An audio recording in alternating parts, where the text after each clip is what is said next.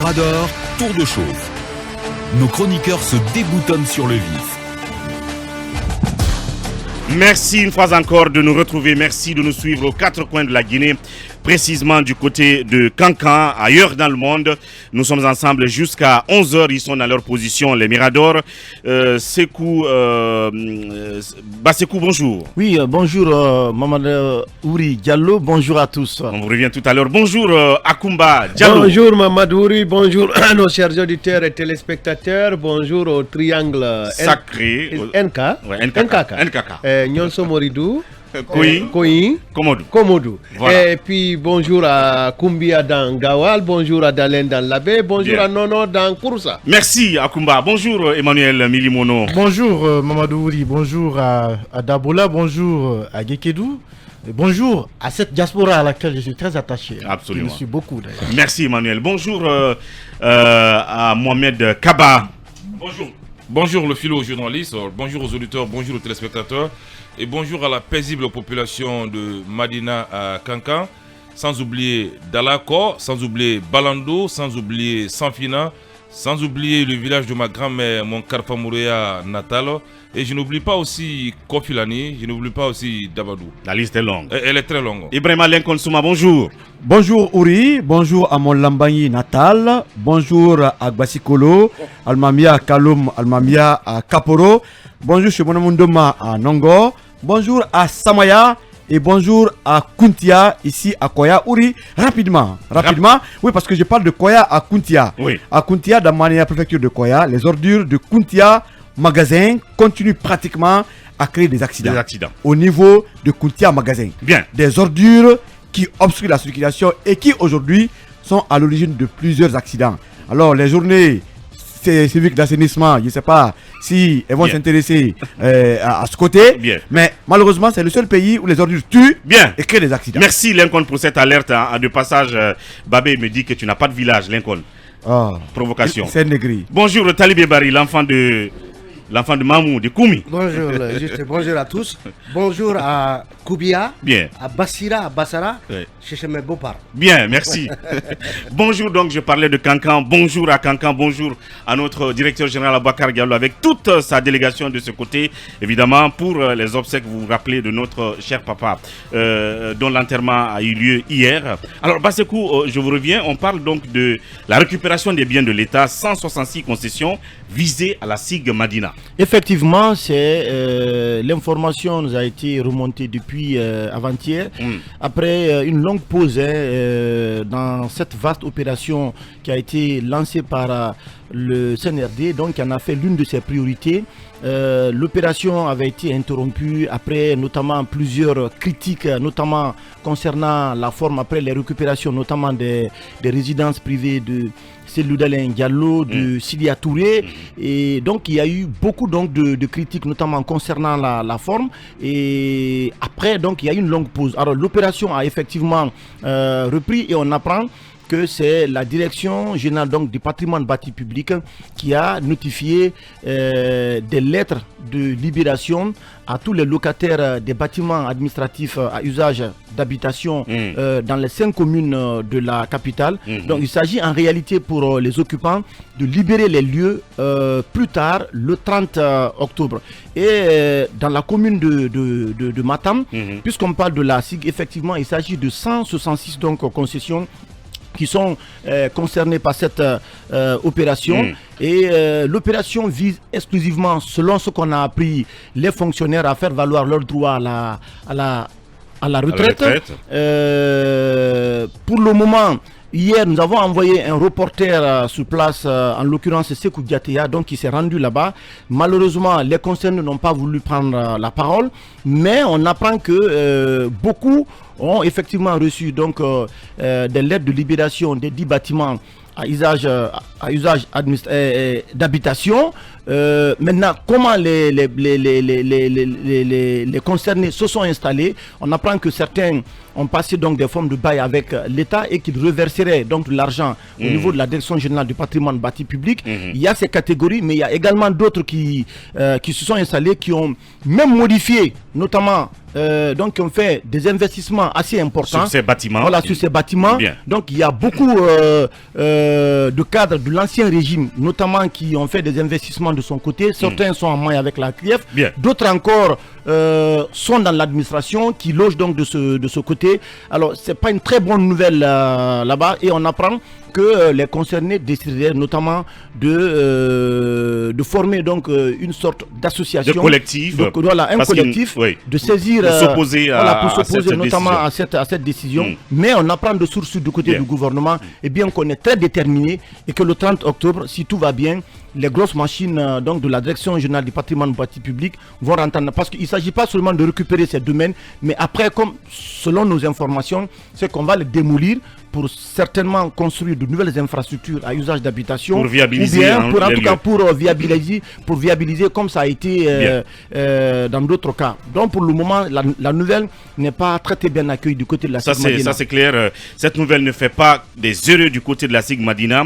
Certaines familles pensent qu'elles sont propriétaires légales bien de ces concessions. Talibé Bari, on sait que c'est une façon peut-être d'équilibrer la balance par la junte, puisqu'on sait qu'il y a eu des reproches qui lui ont été faits parce qu'on pensait que la SIG devait être aussi récupérée au même titre que les autres domaines qui appartiendraient à l'État. Est-ce que donc la démarche consiste justement à équilibrer, si vous voulez? Bon, moi je ne pense pas qu'il en soit ainsi, parce que la SIG, moi j'ai passé une dizaine d'années, quand j'étais à l'université, j'habitais là chez ma tante, donc je sais que la SIG est habitée par des ressortissants de toutes les régions de la Guinée. Je le sais, parce qu'il y a des parties où vous trouvez des ressortissants de la Haute-Guinée, d'autres parties des ressortissants de la Moyenne-Guinée. Donc c'est une mosaïque, en tout cas, de population qu'il y a à la SIG. Donc il est vrai qu'on a toujours vendu l'image. Il a toujours été dit quand même que c'était un domaine public. Oui, un domaine mais à chaque fois qu'il y a opération absolument de récupération, la SIG était épargnée. Donc ça a toujours été martelé par les gens. Oui, mais vous savez que souvent, il y avait en tout cas des arrière-pensées politiques qui pensaient qui faisaient croire que la SIG était épargnée parce que c'était par favoritisme, un des fiefs du RPG. Donc moi je sais que voilà, c'est une population très mixte du côté de la SIG, mais il reste et demeure qu'à l'origine, c'était donc une cité comme cité immobilière de Guinée. C'est une cité construite par l'État guinéen. Et il y en a qui y sont depuis plus de 40 ans. Donc, qui n'ont pas où depuis aller, le premier régime, qui ont réussi pour certains, en tout cas, à en faire pratiquement des propriétés privées. En tout cas, les espaces qu'ils occupent. Donc, aujourd'hui, annoncer que ces familles doivent quitter, donc 166 concessions, dit-on, doivent quitter au plus tard le mois d'octobre, ça me paraît trop court pour que ces familles puissent prendre les dispositions éventuellement et quitter. Lorsque vous vivez là depuis tout ce temps, est-ce que la solution serait donc de démolir totalement ce quartier et qu'est-ce qu'on fera après? Est-ce que ces familles-là vont être relogées là? Parce que dans d'autres pays, qu'est-ce qui se passe? C'est que on déplace les familles, on les reloge ailleurs, et quand on a fini de reconstruire ces cités pour leur donner une certaine modernité, ces familles sont relogées. Par exemple, si c'est des R+3, L+4, les familles qui étaient là sont relogées au rez-de-chaussée, et le reste du bâtiment en tout cas est loué, ou en tout cas est utilisé comme logements sociaux pour d'autres familles. Donc, à mon avis, la solution n'est pas de décréter simplement que vous quittez, vous partez, mais il est vrai qu'il faut moderniser, il faut viabiliser ces quartiers, ces cités qui appartiennent Mais à il faut l'État. bien voir s'il y a des gens Absolument. qui n'ont pas du tout acheté les lieux Oui. et qui se sont éternisés là, Oui. qu'ils quittent. Oui, Au même absolument. titre qu'on Moi, a enlevé je te dis d'autres que j'ai- citoyens ailleurs à Conakry Absolument. et dans le pays. Moi, j'ai de la famille là-bas, donc je suis directement concerné. D'accord. Mais ces annonces comme ça, de but en blanc, Il faut y mettre, comme on l'a toujours dit, de la méthode, La méthode, et absolument. le temps que ça doit prendre. Ibrahim Alain Konsouma là-dessus. Oui, là-dessus, il n'y a pas que la Sigmadina, il faut faire une prolongation, puisque la cité Koléa, qui est voisine à la Sigmadina, est également concernée. Moi, j'ai des amis qui m'ont appelé, comme quoi ils ont reçu également la même notification de libérer ces lieux. Mais Lincoln, sans vouloir t'interrompre, Oui. j'ai vu des bâtiments, des maisons à Koléa en réalité qui doivent disparaître. Parce que en cas de pluie, mais c'est une véritable inondation de ce côté, du côté de Koléa. Mais comment les gens peuvent habiter dans des maisons comme ça? Parce que c'était à l'occasion, je crois bien, d'un événement assez important. Je me suis rendu du côté de Koléa.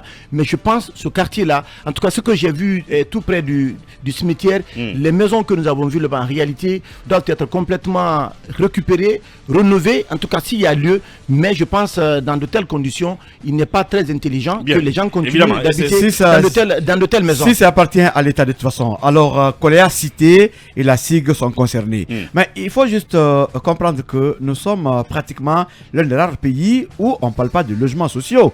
Et Plaza Daimon, hier Emma, on en parlait dans Terre Politique, Plaza Daimon, le projet était des logements sociaux. Rappelez-vous que le projet Adoa du côté de la cité douane et police de Koléa, c'était aussi des logements sociaux. Sauf que ces logements sociaux qui viennent en projet, pour avoir un appartement, il faut payer pratiquement 1 milliard de francs guinéens. À Adoua, le premier versement, c'est 100 millions. Quel est le fonctionnaire qui peut verser cela si ce n'est pas quand même un voleur? Alors aujourd'hui, peut-être la nouveauté dans cette opération est que le patrimoine bâti commence à mettre un peu la forme. Rappelez-vous que d'autres citoyens avaient été déguerpis le même jour, d'autres 72 heures, sans notification, sans notification. Rappelez-vous que les bulldozers sont tombés sur des habitants de Kapora équipés de Dimes, avec parfois des victimes.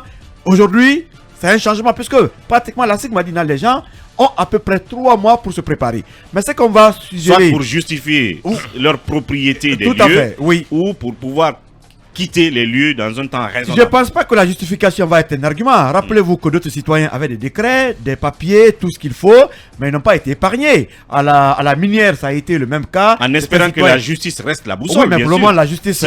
Si quelqu'un estime que depuis le temps de Sékou Touré, il a payé petit à petit, et il a reversé de l'argent dans le trésor de l'État, et qui fait qu'à la fin, ces bâtiments lui reviennent, donc il doit brandir ses documents. En principe... Pour espérer que la justice soit faite à son endroit. Nous ne voudrons pas qu'il y ait plus de SDF en Guinée. Mais ça va être pratiquement le cas. Je connais des gens, Talibé vient de témoigner son enfance du côté de la SIG, mais je connais quelqu'un qui est né à la SIG depuis 53. C'est Dr Ba du côté de la pharmacie de Dixine qui nous écoute, mais il est né à la SIG en 53. Bien. Donc les parents sont là, d'autres avant ça. Donc aujourd'hui, moi je voudrais que, même si ces personnes qui logent là ou qui ont des titres de propriété, si on doit les déguerpir, mais qu'il y ait des mesures d'accompagnement. L'État est très fort pour ne pas abandonner ses enfants. Bien. Il faut donner des moyens à ces personnes pour se reloger en attendant, en tout cas, que les décisions judiciaires connaissent leur épilogue. Mais il ne faut pas que des SDF comme on a fait pour Kaporo. Rappelez-vous aujourd'hui que la plupart des jeunes dégagés ou des familles... Kaporo, c'est différent. Non, je dis... Quelle que soit la différence, Mohamed, nous sommes dans un État. Bien. C'est le seul pays où les citoyens... Non, si, c'est le seul pays... C'est le seul pays où les citoyens sont en avance sur l'État. Les gens viennent s'installer, l'État vient installer le courant, l'électricité, l'État, en tout cas, les citoyens payent, après un jour, on les déguerpit. Donc, tout cela, qu'ils soient des propriétaires légaux ou simples occupants illégaux, le patrimoine bâti n'a qu'à faire de sorte que l'État puisse accompagner ces familles à se reloger en attendant que tout sera clair. Une fois de plus encore, on apprécie le fait que le temps soit donné à ces familles, mais ça ne suffit pas. Il faut aussi des mesures d'accompagnement. De toute façon, on reste tous des Guinéens. Oui, Akumba là-dessus. J'ai grandi aussi à la SIG. J'y ai passé une bonne partie de mon enfance. D'ailleurs, c'est à part de la SIG que j'ai connu M. Alpha Condé, parce que j'étais souvent derrière M. Diané, qui m'aimait beaucoup, le docteur Diané. Écoutez, je pense qu'il faut choisir ses victimes à des moments donnés. Il faut pas établir une conjonction de coordination entre les frustrés. De toutes les façons, ce qui appartient à l'État doit revenir à l'État, mais il faut de la manière, il faut aussi la justice, comme c'est la boussole déclarée du CNRD, la justice est hautement sociale et il faut tenir compte des cas sociaux dans certaines prises de décision. Bien. Alors oui, Mohamed Kaba. Non, très rapidement, je voudrais dire que le patrimoine bâti public contribue à rendre impopulaire le CNRD et son président. Et comment ça? Parce que au patrimoine bâti, tout ce qu'on fait, c'est le déguerpissement. C'est-à-dire au patrimoine bâti, ils n'ont pas d'autre prérogative, c'est de prendre des décisions signées par son directeur. On doit déguerpir tel. C'est pas un crime de récupérer le domaine de l'État. Ça, ce n'est pas une prérogative du. Il faut juste la forme. Le patrimoine bâti nous dise les recettes engagées dans le domaine public de l'État. Où sont ces recettes? Que le patrimoine bâti nous parle de la transparence dans sa gestion. Mais vous levez, vous mobilisez vos bulldozers. Donc il y a une opacité dans la gestion. Il y a une opacité. Mais on n'en sait même pas. On n'en sait même pas. Moi, je veux dire, j'ai tout le temps dit que ce patrimoine bâti, le directeur de ce patrimoine bâti, est-ce qu'il a un sommeil normal? Et le fameux fonds séquestre. Le fameux fonds séquestre, on n'en parle jamais. On n'en parle jamais. Lincoln, si tu es le nouvel ami de Ouattara, je ne sais pas. Je ne suis pas le nouvel ami. Mais à ce que je sache, ils font tout, c'est du pipeau. Ce patrimoine bâti, on nous a dit ici qu'on ne déguerpit pas un citoyen pendant la saison des pluies. Il donne une date butoir jusqu'en octobre. Oui, en octobre, c'est la saison des pluies. Non, en octobre, c'est la saison des pluies. Non, c'est la saison des pluies. Officiellement. Donc, il ne faut pas se contredire. La saison des pluies s'arrête. Si on n'arrête pas, on n'arrête pas les méthodes du patrimoine bâti, oui. Donc, le patrimoine bâti. La saison des pluies en Guinée, c'est jusqu'à quand? Non, c'est jusqu'à novembre là-bas. Vous savez, jusqu'à novembre. Ça dépend. Cette année, la saison des pluies, c'est jusqu'à novembre. Jusqu'à novembre. Non, mais officiellement, il y a une décision de la justice qui est là. C'est prolongé. Et que lui, il est en train de violer. Soit il ne le maîtrise pas, ou il fait semblant de ne pas maîtriser. Mais à ce que je sache, les citoyens sont interdits de déguerpissement. Je suis parfaitement d'accord avec toi. Il y a quand même une décision. Il y a quand même une décision. Ouattara n'a qu'à descendre à terre. Qui arrête toutes les opérations. Non, mais qu'il descende un peu à terre. Pas Ouattara.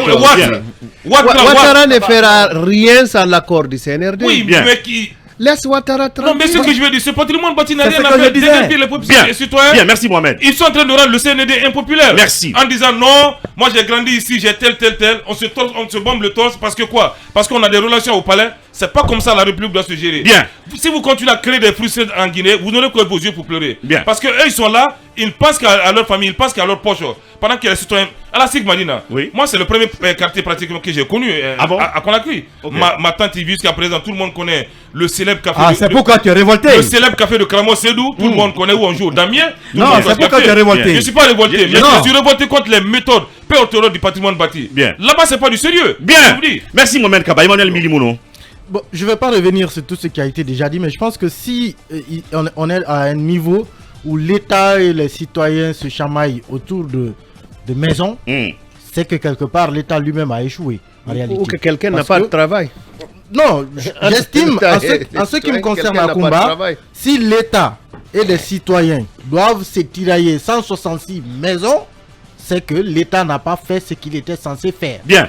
Une chose est sûre, il n'y a pas, hier on en parlait encore, on n'a aucune politique de logement sérieuse, notamment en faveur des fonctionnaires, soit de la classe moyenne ou de la basse classe par exemple, entre guillemets. Le revenu moyen du fonctionnaire guinéen ne lui permet pas de construire. Alors là, pas du tout. S'il doit construire avec son revenu, c'est qu'il vole dans les caisses de l'État. Et malheureusement, on ne le met pas dans les conditions pour l'empêcher de voler. On ne le met pas dans les conditions pour l'aider à construire. On n'a même pas en Guinée... Ou à s'acheter un appartement. On n'a même pas en Guinée des banques qui peuvent accorder des prêts à un citoyen lambda pour qu'il aille construire. Mais tout cela, évidemment, c'est l'État.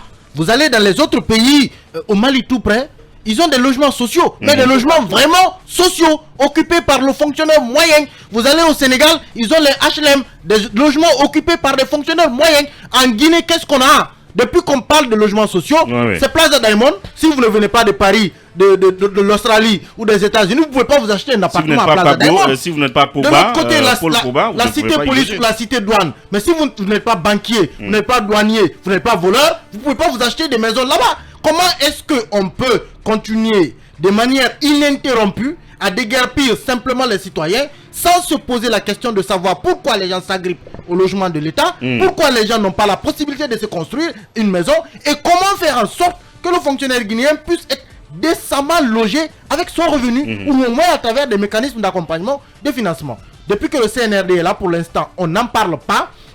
Le ministre de l'Habitat ne parle que des chantiers de logements sociaux que moi je n'appelle même pas logements sociaux, qui sont en train d'être construits, mais en réalité, on n'a aucune politique. Et quand on n'a pas de politique, il faut arrêter de mettre les gens dehors, le temps de trouver la solution. En attendant, il faut arrêter Emmanuel, de on mettre les gens m'apprend aussi que la cité des journalistes à Matoto est concernée. Voyez-vous? La cité des journalistes à Matoto. Oui. En fait, en réalité, voyez-vous que ce patrimoine bâti ne sait plus ce qu'il mais on vous dit que ce sont les 5 communes de Conakry qui sont concernées par l'opération. En fait, c'est tous les bâtiments administratifs à usage d'habitation au niveau des 5 communes de Conakry qui sont concernés par l'opération. C'est vrai, aujourd'hui, on parle de la SIG puisque c'est 166 concessions, mais du côté de Matoto, s'il y a des cités, je sais qu'il y en a, eh bien, on apprend que de ce côté également, il y a, donc les concernés ont reçu notamment des notifications venant du patrimoine. Oui, pour ceux qui sont en situation de retraite maintenant, oui, pour ceux qui sont en situation de... Qui ne travaillent parce plus, que donc je me ils rappelle doivent libérer. que le ministre de la fonction publique avait notamment pris un arrêté pour indiquer qu'il y a des fonctionnaires qui doivent faire valoir leurs droits à la retraite à partir du 30 octobre. Et c'est sur la base justement de cet arrêté du ministre de la fonction publique que la direction générale du patrimoine bâti public a fait sortir notamment ces informations concernant ces fonctionnaires qui doivent aller à la retraite. Il y a des fonctionnaires qui n'ont pas de logement. Je que ces fonctionnaires qui vont à la retraite ne toucheront même pas leur pension peut-être avant 1 an. Parce que même ceux qui sont partis à la retraite quand le CNRE venait d'arriver, vous en avez qui courent encore derrière leur pension. Malheureusement. Oui, et avec ça, on veut les mettre à la rue. Ils n'ont même pas un sou pour se payer un loyer. Bon sang. Il y a aussi des fonctionnaires qui n'ont pas de logement. Qu'est-ce qu'il faut faire d'eux? C'est une question. D'autres questions. On apprend qu'il y a des fonctionnaires qui, en tout cas, ont construit ou reconstruit, qui sont allés à leur logement, mais qui ont aussi loué ces maisons à d'autres qui occupent et qui ne sont pas des fonctionnaires. Donc, il y a toutes ces réalités qu'il faut aujourd'hui voir aujourd'hui. Donc, une totale confusion. Mais il y a la confusion. Et que dire, justement, en parlant d'accompagnement de l'État pour ceux qui ont déjà été déguerpis par le passé, vous rappellerez que dans le cas de Koloma et de Kaporo, il y a ce jeune So qui a donc donné un domaine à viabiliser pour ces gens qui ont été déguerpis. Qu'est devenu ces lieux? Est-ce que l'État a accompagné ce donateur? La question de Koya taraude beaucoup d'esprit. Je ne sais pas les domaines. Non, il y a un opérateur économique qui avait donné un domaine à Koya. Mais à l'époque, l'ancien régime s'est opposé. Bon, malheureusement. C'est ça. Malheureusement, très malheureusement. On va revenir là-dessus, Basseko, c'est sûr, sans doute de même. On reste avec vous, Emmanuel, pour parler